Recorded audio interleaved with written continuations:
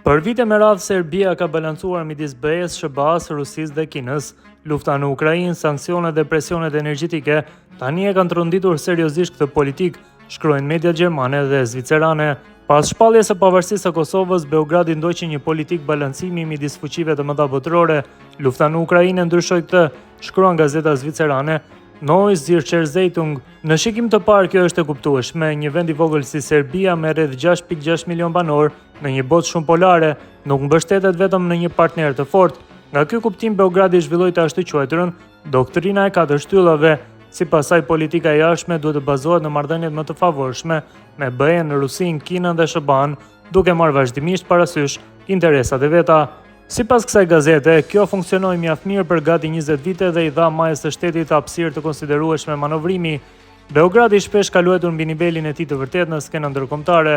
Megjithatë, gjatë vitit të kaluar, 3 nga 4 shtyllat e politikës së jashtme serbe filluan të shkurorëzohen, dhe kjo në një kohë kur regjimi 13 vjeçari Aleksandar Vučić është dobësuar nga brenda si kur më parë, përballë lëvizjes studentore dhe qytetare dhe forcimit të shoqërisë civile. Andreas Ernest shkruan se partneri më i duruar i Serbisë, BE-ja, po ja kthen shpinën asaj. Negociatat e pranimit kanë ecur me ritëm të ngadaltë për vite me radhë dhe që nga 2021 ato praktikisht janë ngrirë, kryesisht sepse gjendja e sundimit të ligjit dhe liria e medias janë përkeqësuar në vend që të përmirësohen. Megjithatë, politika serbe e balancimit ishte menduar kryesisht për audiencën vendase, vlerëson gazeta zvicerane. Brenda vetë vendit, Vučić arriti të paraqiste veten si një burr shteti që mban marrëdhënie me fuqitë botërore. Ai u prit nga Putini, krijoi një miqësi të fortë me Xhin dhe u mirëprit gjithashtu në Bruksel. U prit mirë në Serbi dhe sepse ngjalli kujtimet e epokës së lëvizjes së të paangazhuarve, periudha midis viteve 60 dhe 80, kur Tito manovroi me mjeshtëri Jugosllavinë socialiste midis bllokeve të pushtetit. Por Serbia nuk është Jugosllavia dhe Vučić nuk është Tito, shkruan Andreas Ernest. Në fund, siç përfundon gazeta zvicerane, loja me 4 shtylla po i vjen fundi.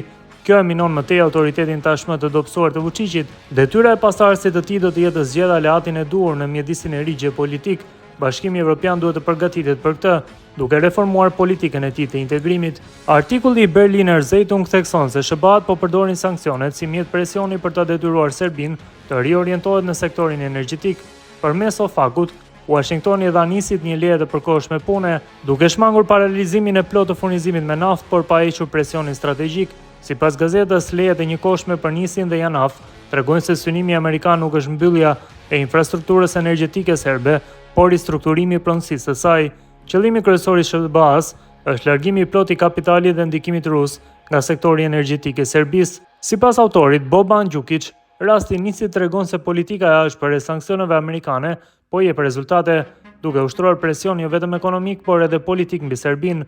Marrëdhëniet me Rusinë janë tensionuar, sidomos për shkak të bllokimit të negociatave dhe refuzimit rus për të shitur drejt për drejt aksionet e veta. Berliner Zeitung thekson se 3 javët e ardhshme janë vendimtare, sepse gjatë kësaj periudhe duhet të gjendet një zgjidhje e përhershme për pronësinë e nisit përpara skadimit të licencës amerikane. Nëse aksionet e Gazpromit kalojnë te mol, Serbia do të sinjalizonte një orientim të qartë energjetik dhe gjeopolitik drejt perëndimit.